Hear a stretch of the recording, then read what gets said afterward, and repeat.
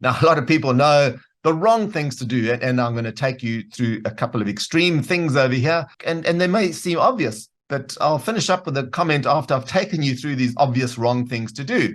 Holding on to 40% losing trades for months is, that's the wrong thing to do. And you might say I'm being obvious here. Having 30 to 80% of your portfolio in one single position, obviously wrong thing to do.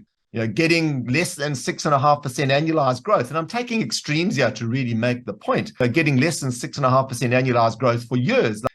Hundreds of thousands, if not millions of people in Australia are doing that. They don't know they're doing it, but they are doing it. And they just haven't taken the time to go and work that out, right? And what they don't know is because they haven't worked it out, is what the end game of that is going to be with respect to when they get to down the track, many years down the track, as to where that's going to leave them financially, when they're no longer earning an income. And that 6.5, in my view, is an extreme. Even getting slightly higher than that is not good enough. Missing out on a bull market due to indecision, particularly if any of you have been in the market for some years, you just know how detrimental it is to miss a bull market that might go for a year or two, because they're few and far between. And I made the point this morning in the forum, replying to one of our customers, is that markets spend more than 70% of their time going sideways to down. So when a bull market does come, we want to be in it. We want to be in it early as well. We don't want to miss the first third or a half of it, because that's where juicy profits are to be made. So we have to be prepared for that and have a process in place that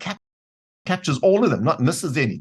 And the other thing that we know is wrong is holding on to near the bottom of a bear market, and either in one or two stocks, or and God forbid, not your whole portfolio, and then looking back and going, I should have seen it. So obvious now. And then the next bear market comes along, and lo and behold, what happens? Do it again. Why? Because we didn't have a process in place, and the excuses are all and many. I was busy. This was going on. That was going on. Of course, that is always happening in our lives. We always got busyness happening in our lives and things going on that are outside of the market. But we need to have a process in place that captures that in the moment and have that ready and prepared for when the market comes. So it isn't a wrong thing. It becomes a right thing.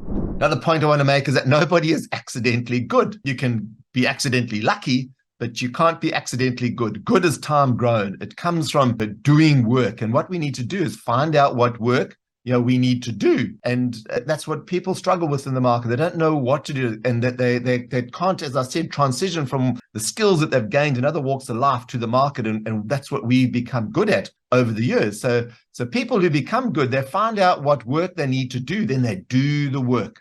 And they do the work to transform their thinking to become good at the particular caper. And again, whether it's investing in the market or something else, that is the process that every human being has to go through.